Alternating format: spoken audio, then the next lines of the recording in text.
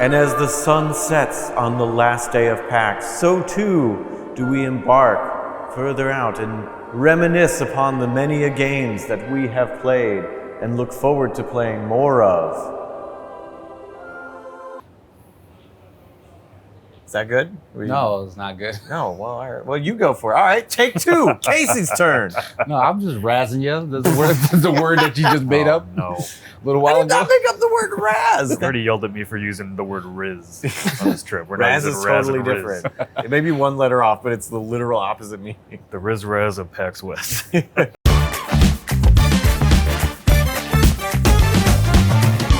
So, I mean, that is what this video is. We're gonna kind of run down the stuff that we've seen over the course of the 7 days, it felt like, while we've been It does feel like it's been that playing long. all sorts of indies.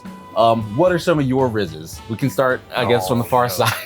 Was one of my top Your Rizzes. top 3 Rizzes from PAX 2024. Well, in no particular order, number 1 Riz is Whisper Mountain Outbreak, which I got to talk to the dev a little bit and was someone who's very inspired by Resident Evil Outbreak, which out of the Resident Evil games is the one that needs a remake the most because it was such a cool idea and it's not good. It's really not good, but it's a cool idea. So it's a cooperative survival horror game where you have to go through and like there's zombies and you're going through, you're trying to get stuff, you have a limited inventory. It feels very survival horror-y. I really enjoyed it. I played it with a stranger at one of the shows and to play co-op, and it was delightful. Even though I had to use the keyboard instead of the controller, it was still worth it. Very fun. I'm really looking forward to that one. Okay, nice. How about you, Nick? What is your top Riz? I'm gonna be, it's not gonna put it in any order either, but one of the games I really enjoyed that I finally got to get hands-on time with was Path of Exile 2. Yes. Yeah. Path of Exile 2, like the gameplay, like Jesse played it with me, really crunchy gameplay. It kind of surprised me, like even from the trailers, it like looked a lot more like an actual action game and not just clicking buttons. Yeah. And so like when it threw in like dodging and just the hitting things feels really good. That sounds encouraging. And I'm glad you put it on your list because it was on mine, and I got to give something else a spot because you got to mention it because it's really good. It's really good. And yeah, it's way more action-y than like a Diablo game. It feels, if anybody's familiar with like Champions of Norath or the Baldur's Gate Dark Alliance games, it plays kind of like a mix of that and Diablo. It like moves like really slow too. It's like a lot more methodical game, I think, than the Path of Exile 1. And it was gorgeous, but it was also funny watching Jesse try to learn the controller. I know it. How about you, Casey? My, again, no particular order, but I think one of my top games was Top Riz. Top Riz. my Rizzed out game is Undisputed, which is a game that I have played before in early access. I liked it then, but it definitely needed some more polish. And the build that they have here has kind of addressed all of my big complaints from that first try. Because the game is essentially a Fight Night recreation or like evolution, because we don't have any other games like that after Fight Night. But essentially, they make it so that the boxers that you choose, at least the more marquee names, have defining traits. And it's super apparent so that when you're using them, you can see that this particular move or this particular style for this boxer is very effective. And like it leads you as a player into playing like that boxer because their style is, advantageous when you actually utilize it in that way. And I even switched controllers with the dev I was playing when he showed me. I was using his character who was like using this big left hook.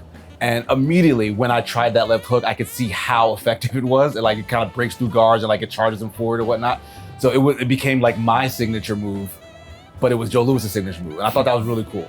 The game feels like Fight Night, but has an extra emphasis on boxer movement. There are certain inputs that you can just, dip and dart from side to side, and then also move in with sweeps and swoops and stuff.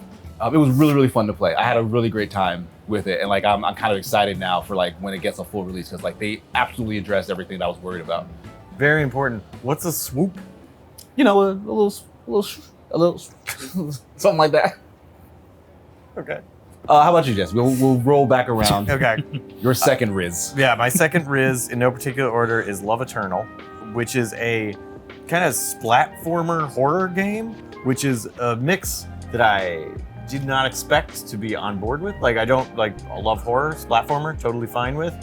Would not expect them to work together because splatforming very much You have to be aware of a thing. You have to know how everything works. You have repetition. Yeah. Horror generally relies on surprise, unexpected things. It worked well in the demo of having this, scenario. You have to kind of switch gravity around, jump, figure out how to move around things in these single screen puzzle platformer things. But then you have these hard cuts to story beats that are completely elsewhere. And like the mix of how the game looks with the sprite work and like the non-landscapes of the platforming parts, like really sold some unsettling vibes and like was fun to play. And I'm really interested in more of it. It was like the first game you checked out. It was. I know. It set a high bar for the rest of the show, to be honest. Nice. Good scheduler. It was good. It was good. Yeah, it's all because of Nick, guys. Yep, that's it. So what's your second Riz, Nick? The one game that actually really surprised me that I was interested in, but I didn't know if I was gonna like when I played it was Anton Blast. Ah, yeah. The game that looks a lot like Pizza Tower, but actually does not play anything like it. Pizza Tower is all about like speed and getting through the levels as fast as you can, and you have to go back and all that. Anton Blast is actually more of an action platformer than it is like about getting through the levels super fast. The main hook is like actually the action combat of it. Like there's a ton of destructibility in the game. Like so many like the puzzles and everything are tied to destructibility, and then it also has like really tough boss battles, which I was surprised by. Yeah, but they put a lot of work into the game since like they revealed it. And also, fun fact, they made me play it on a PS1 controller. Why? Like without the DualShock? Yeah. There are no thumbsticks on it anymore, and like that controller's tiny. I don't know if you've used one in a while. No, not in a while. But it felt like I was playing with baby hands. Okay, for me, my second game pick was Croak, which is a hand-drawn, like cartoony art style game where you play like this. I think he's a prince who has been turned into a frog, but his main traversal mechanic is his tongue, which acts as a grappling hook. Like it can latch on to horizontal surfaces, and then if you let go of the button, like you have a bounce, so it essentially works as like a grappling hook jump. But if you hold it, you essentially ricochet off the wall. And as long as you're holding that button, you will continue to ricochet off of surfaces. So a lot of the platforming is it's kind of single screen platforming, like how Celeste works essentially. Okay.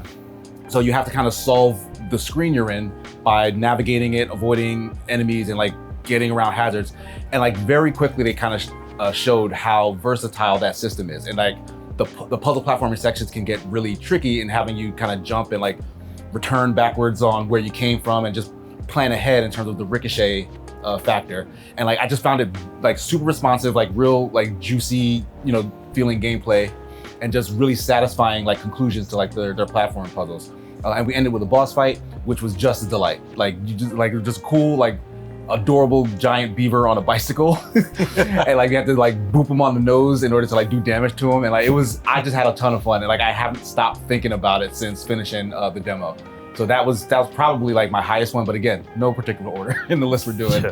But I really enjoyed Croak. Yeah, that was one of those games that like hadn't heard about before. Yeah, until we've seen it here, and I don't know if it's been on Steam Next Fest or not, but yeah, the art style of that one immediately draws you in. Yes, absolutely. So how about you, Jesse? What's your final Riz? All right, so much like Love Eternal being the first game I played, I think this might have been the last game I played, was called Papucom. It is a co-op shooty game. It's like a little Splatoon-y with color matching, but like dealing with traps, puzzles, and then a really fun boss fight with a dragon that has like parts of its body that are different colors, and you have to connect 3 of the colors. So you have to like shoot a little bubble beam, and it makes a bubble of that color on the dragon's body. And you're trying to match 3 of a kind to pop it to get it smaller and smaller until it's just like the front and back. And then there's a whole bunch of puzzles like moving platforms, and there's lasers coming in of a certain color. So one player has to turn their shield that way, and the other player has to turn it that way. And then there's one coming from above, so the other person has to have the whole shield up, and then they have to jump on it and then hold their shield up to actually block the laser. Because you can only block the color that you are, and both players have 2 colors to pick from. Is it only 2-player co-op? It's only 2-player co-op. But then there are like 4 possible colors. Okay, yeah, that's each interesting. player has 2 colors. Okay, one player can swap between 2 colors. Yes. Okay, gotcha. You actively swap because there will be like enemies shooting stuff and they're of a certain color, and you have to shoot to make more of those enemies until there's 3 of them, and then they all pop and go away. Gotcha. Okay. And if you just shoot wildly, you just start making like enemies, and if you both shoot at the same time, you'll like do every other color, so they'll just get more and more of them. It was really fun, and it was split screen like down the middle of the monitor, and how we had to play it. It was really fun. Do you know if this has like an online co-op, or is the split screen like kind of essential to That's the a experience? great question that Okay. I absolutely should have asked. I know it's coming to the end of PAX because I'm completely lost on that game.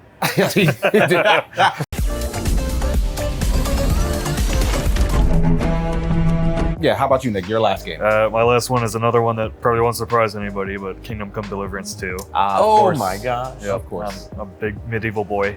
I'm really, really excited about that game because they have taken everything that was like maybe not super functional in the first game, like the combat.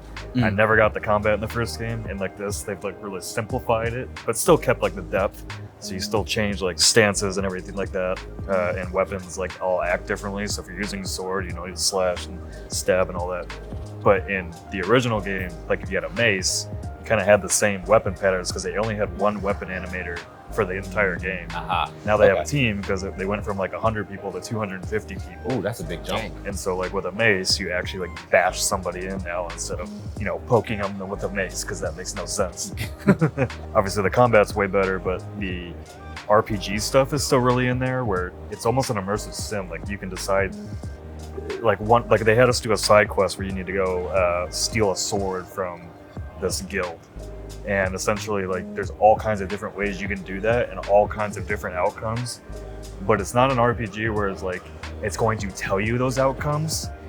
Every little decision you made in that one simple side quest, like, affected how things played out. So I could have gone in and got the sword without ever being seen, and nobody would ever know that I stole it.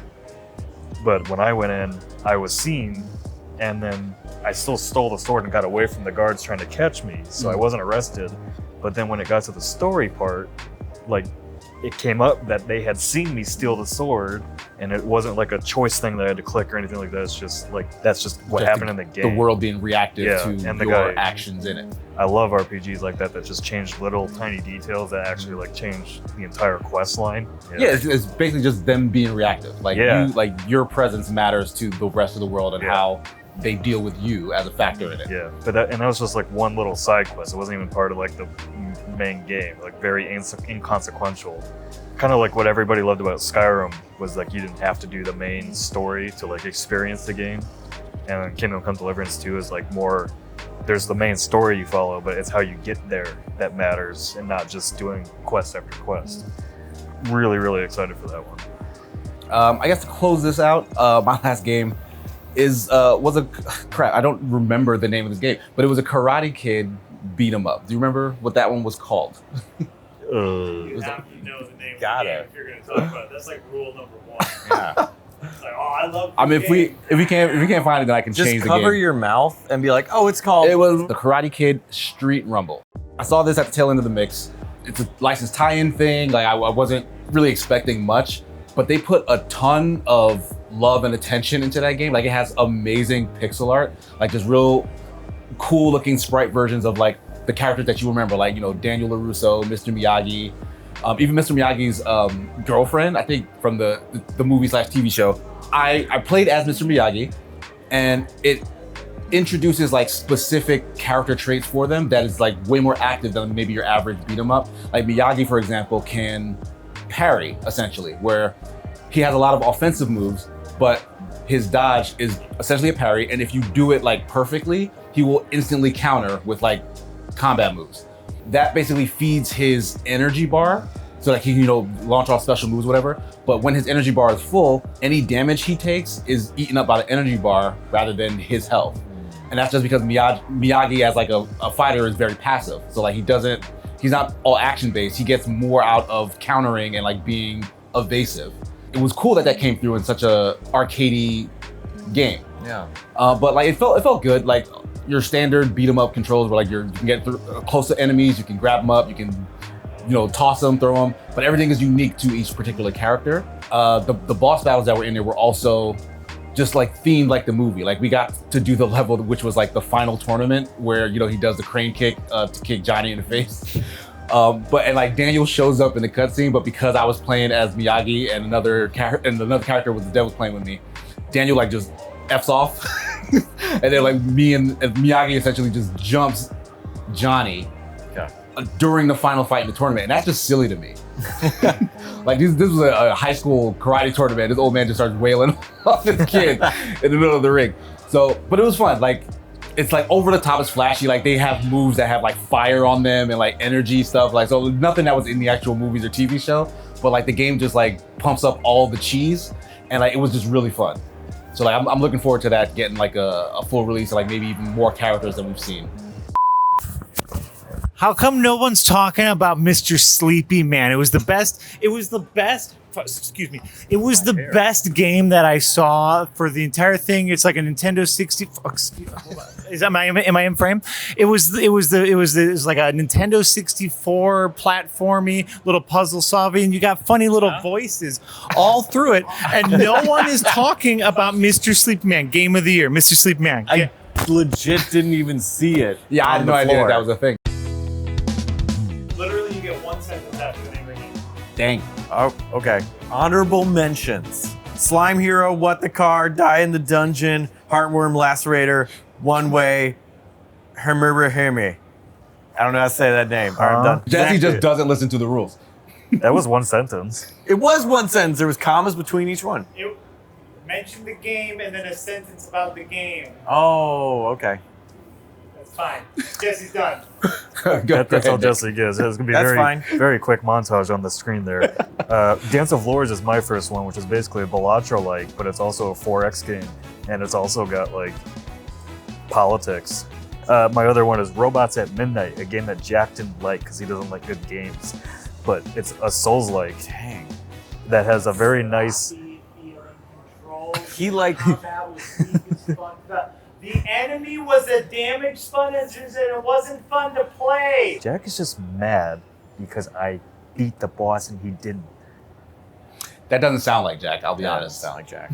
So my first honorable mention is Chain Spear. The game was described to us as like a 80s hair metal rock and roll cover in terms of its design, and like it does really fit that. But its spear is a... Second sentence. I'm the only one being called out for having more sentences than one sentence. Mine was one sentence. We just had run-on sentences. Yeah. I never stopped talking. Jack just jumped right in. No integrity again. Oh my god. Oh my god. It's a chain and it's a spear. You can basically go and then you can stick it in the wall and then it just stays in one place. That's my description. So there's a woo and then there's a swoop. All right, and then my second honorable mention was a very adorable top-down game called Outride Mako. And it's like a kid who dies and is in like this Japanese themed spirit world, and they can like ping pong ricochet off of like enemies and posts in the world, and also a bunch of tiny like mushroom children come and dance and play drums around you. You didn't even explain the game. What the I hell did. I is said it? it was top down. Okay, but we ping talked a pong, lot of ping pong different. enemies. Like, what's the genre of this game? I don't know. You said there were mushroom children. It's an That action. doesn't It's tell an me. action adventure game. Okay, Like cool. you ping pong enemies. You collect stuff and you offer that stuff to gods. And then when you do a good deal, then then they play a little dance band around Honorable you. mention, Mr. Sleepy Man. Jack's just running now. That's a run. Mr. Sleepy Man sleeps off